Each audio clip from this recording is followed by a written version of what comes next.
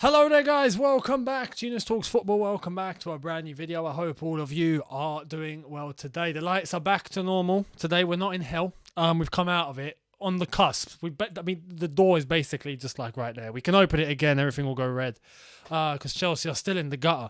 Although there have been bits of news that I think has encouraged the fan base.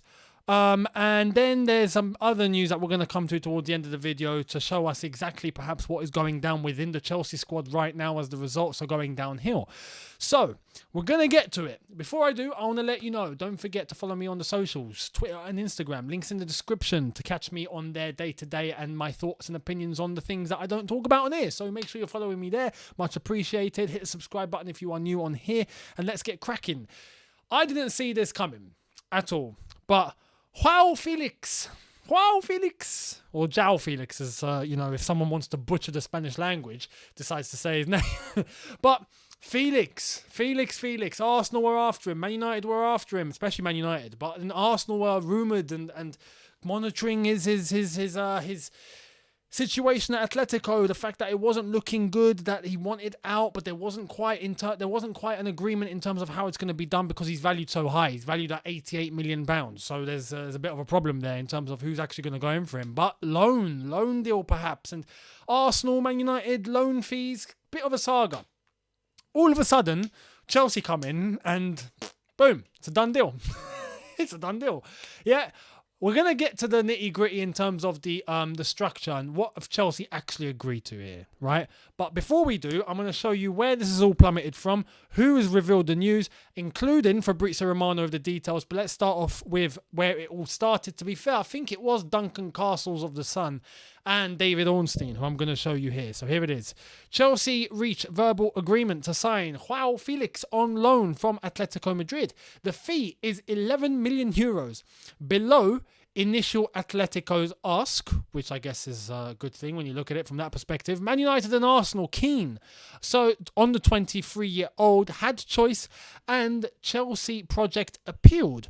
More reinforcements to follow this month. Let's get into Fabrizio Romano and what he's got to say. Chelsea and Atletico Madrid are now completing final details of Joao Felix deal as Blues want to be fast and get it 100% sealed this week. Full agreement on personal terms as Joao has accepted Chelsea move. They will cover his full salary until June 30th. And then Chelsea are now in advanced talks to sign Joao Felix from Atletico Madrid on loan until June. Deal at final stages. No buy option clause discussed. Fee will be more than €10 million with salary covered and taxes. Talks accelerated after injuries and the last game. So we've got to ask ourselves a few questions, right? We know we've got injuries, and that is probably part of the reason why we've gone in, as Fabrizio's portrayed. Sterling injured, Pulisic injured. Sterling's going to be out for a little bit, it seems. Pulisic's going to be out for weeks. That's the word we've received, weeks. What does that mean? We don't know, but weeks. So no Pulisic for a while. So we're going to need someone, right, in this forward line, except from the non-existent ability that we have in our forward line right now. Now, is Felix the answer? I'll be honest, I'll be truthful with you, just like I was in yesterday's video. And if you haven't caught that already, make sure you do. But Felix, is he an upgrade? Absolutely. I would say yes. In terms of individual quality and a bit of creativity, which is what we've been screaming for, cool. His position does tend to normally play as a second striker, someone that sits a little bit deeper. You can say as the 10, right? We've been screaming for someone to be in that role that is actually good at the role. Right? Someone good in that position that knows what to do, that is creative enough, quick enough, dynamic enough. We haven't had it in Mount. We haven't had it in Havertz. We haven't had it in terms of the other lads like Pulisic or Ziyech or Sterling whenever they come central. We haven't had it in anyone. That's the one problem we have at Chelsea in terms of our attack is, yes, there are people waiting there. There are players, there are wingers. There's a striker, if we call him a striker. We've got people up there. But in terms of someone that's able to link, someone that's able to create, we struggle. Felix, you'd think, will come in and be that guy. But, let's be honest. Is he the solution? No. Chelsea Football Club have destroyed quite a lot of attackers, right? You name them, they've been destroyed. or their ability has just dropped, including the ones we have now. The ones that have come and gone and the ones we have now. It's been a common theme. I honestly expect no different for Felix. I don't think Felix is going to come in and light the place up as many are expecting him to. I think he's going to find it difficult. I think the same way that people are looking at Kai Havertz to be an answer, I think people are looking at Felix to be an answer. And I think, yes, he might, in-game, not going to be every game, that's for sure. But in-game, I think, yes, there might be moments. He'll have moments, for sure. He'll have moments.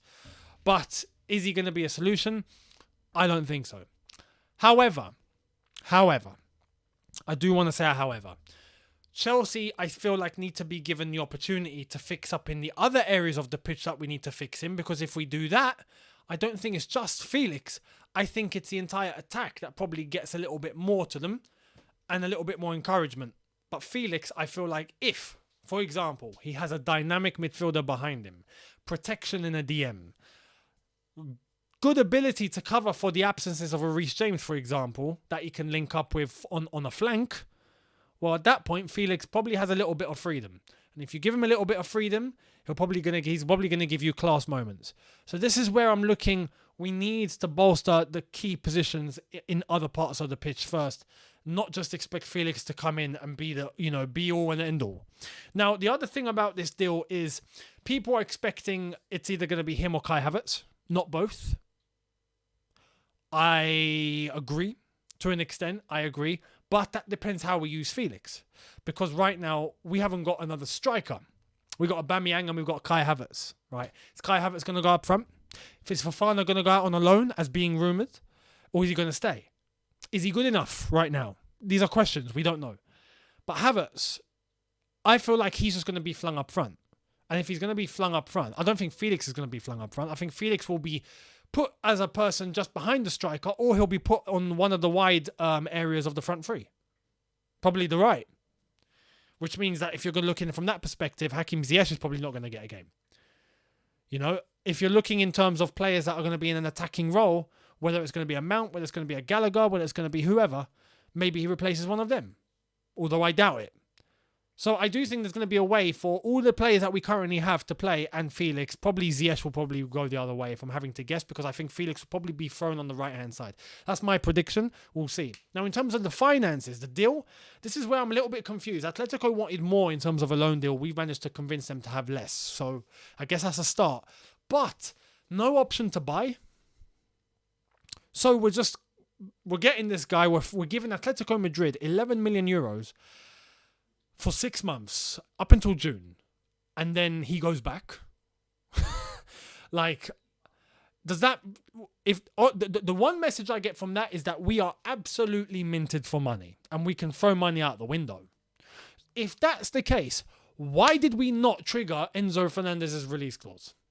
If we're willing to throw this sort of money out of the window, right? And there's no option to buy it, are we going to negotiate? Time will tell. But you'd like to think in a deal like this that there's going to be an option to buy.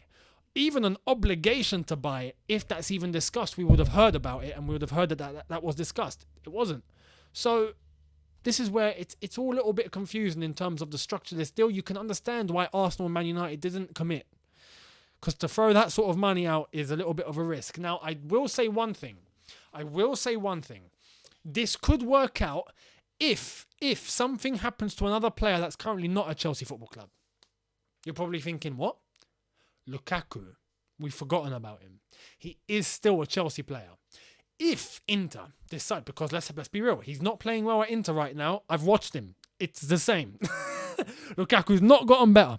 But if Lukaku does come back to Chelsea, Inter go, we're not going to keep him. Tough. You're going to have to take him back. He's your player. He comes back. At that point, maybe we use him with Atletico in order to keep Felix. Maybe that could be the key. Lukaku. Maybe, right? That's the only way that I can feel that not discussing a buy option up until this point might be okay, is if something happens with Lukaku. If something doesn't happen with Lukaku, then we're just going to have to hope that a negotiation happens, or we send him back and we're willing to throw away 11 million quid or 11 million euros. It's a weird dynamic. Anyway, we'll see what happens. I welcome this transfer. Let's be real, I welcome it because Felix can be quality. We have to give the opportunity. You never know what he can do. Maybe he does come into the Premier League and he lights it up, maybe, but that's on an individual basis. He's coming into Chelsea Football Club. You see the state of this team, no one's going to be performing miracles. Nobody. You know, not even Prime Eden Hazard will come in and save this team, if I'm being completely honest. It is what it is. It's the way that the club and the structure is right now. The way that the team are playing is completely shot to pieces. We'll see. We'll get to that in a little bit, though. Let's start off with another thing that I wanted to discuss, which is Todd Boehly, because something's happened at board level. Here it is. Todd Boehly has stood down as interim sporting director and has handed the bulk of the transfer responsibility to new recruits Christopher Vivel and Paul Winstanley. This is, you could say, a positive thing. And in terms of a right-back, Chelsea have the tough task to face of trying to convince the players of the required quality to come in and fill for Reece James. Now, that's only if we're trying to come in and look for someone who's going to be a starter. This was never a problem in the past. We can get a player that's going to be a backup. We can, right? Someone that's going to come in and do the fundamentals, the basics. We're not asking for someone to be Reece James.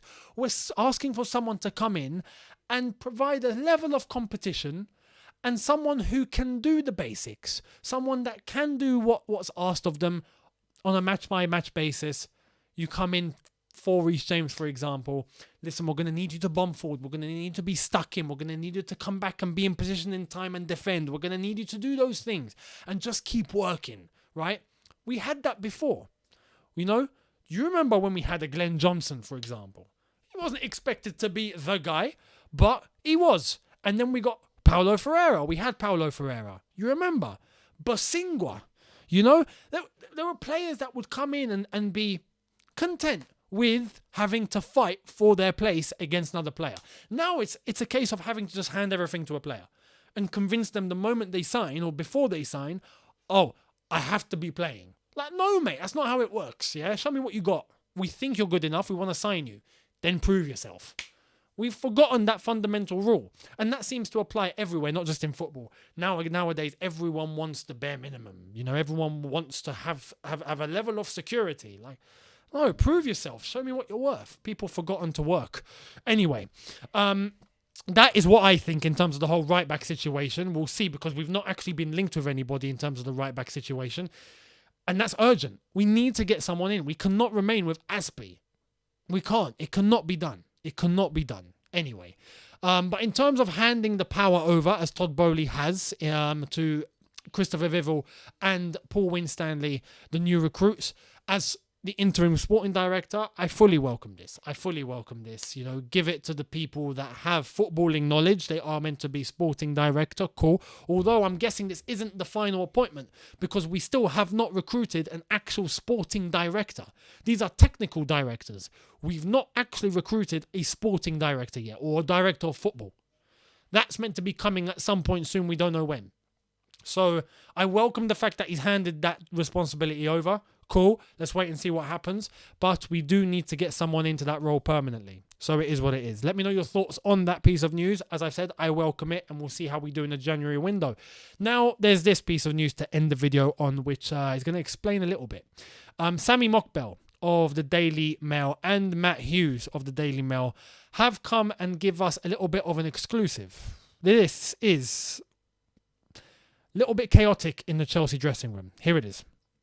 Mail Sport understands there is concerns behind the scenes about players not buying into Potter's methods. However, Chelsea Chiefs are understanding of injuries and feel the squad is unbalanced. Also, Adrian Kajumba is another person that's involved in this piece. Sources have indicated that there have been some teething problems behind the scenes, giving the large turnaround in recruitment and technical staff, perhaps contributing to some of the on-field problems. While a negative result against Fulham would not leave Potter in immediate danger, Chelsea owners have earmarked this game to see improvements. Sources have said that there's concerns whether or not some players are prepared to carry out Potter's instructions.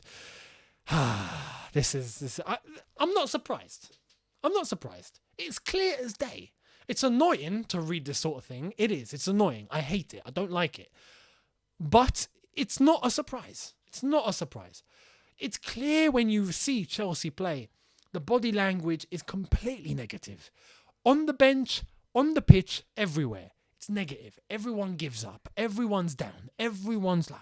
Everyone doesn't want the ball. Everyone looks hesitant. Everyone looks shaky. Potter looks like he's lost. Potter looks baffled. But everybody, it's everybody. It's no surprise. Now, I spoke about a red line, right? I spoke about a red line. People can say, oh, no, you know what? The owners are behind the manager and whatnot. They're fully backing him. They're fully whatnot. It gets to a certain point where they will have to take action. I honestly believe we won't lose to Fulham. I think we're going to beat Fulham. I'll give you my preview on Wednesday because we play on Thursday.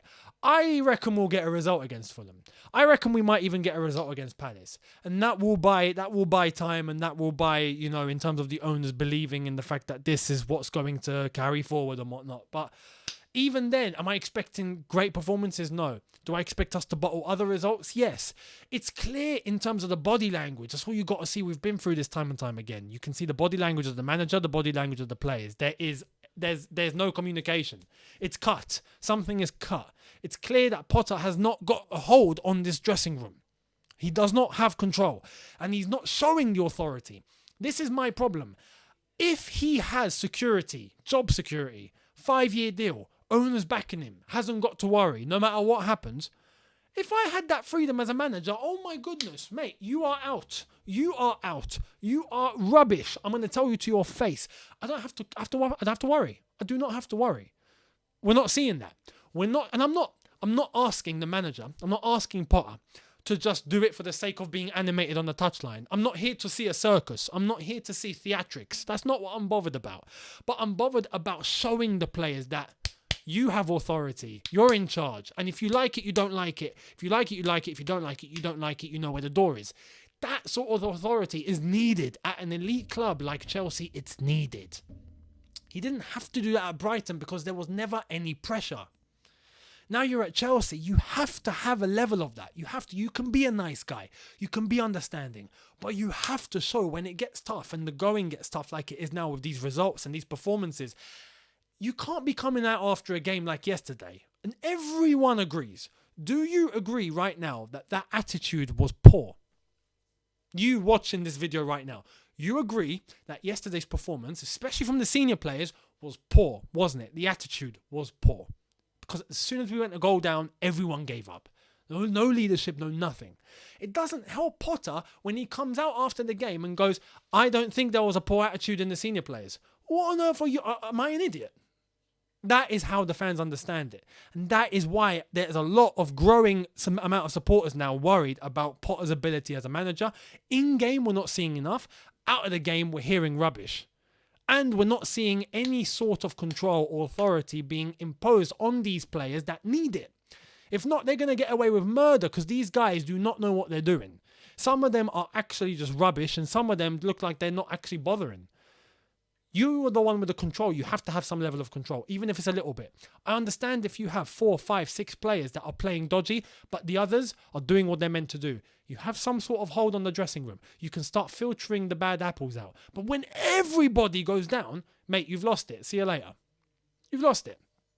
This is where we're at.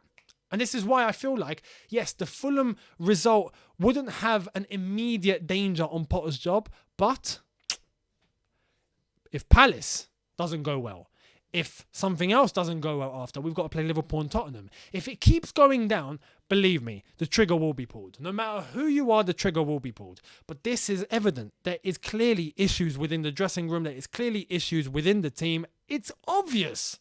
It's obvious. My concern is that we back Potter, we get him some players, it doesn't work out later on, and then we sack him when we should have done it before, and then we end up in the same cycle. When we can cut it now, realise that he hasn't got a control and authority, get someone in, even if it's not tomorrow, but next week, in 2 weeks, give time to put yourself a contingency plan, someone that's going to come in, even if it's an interim, or you find the man that you're going to trust long term and you fully analyse who exactly is ready to take on the Chelsea job, and then you start the rebuild. I believe it should have been Tuchel, but he's gone.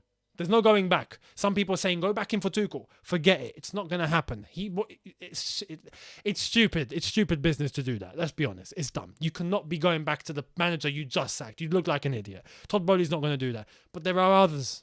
Monitor it and see what you can do. Even if it means you have to go out and buy someone's contract, go and do it. Clearly, we've got the money. Go and do it. So it is what it is.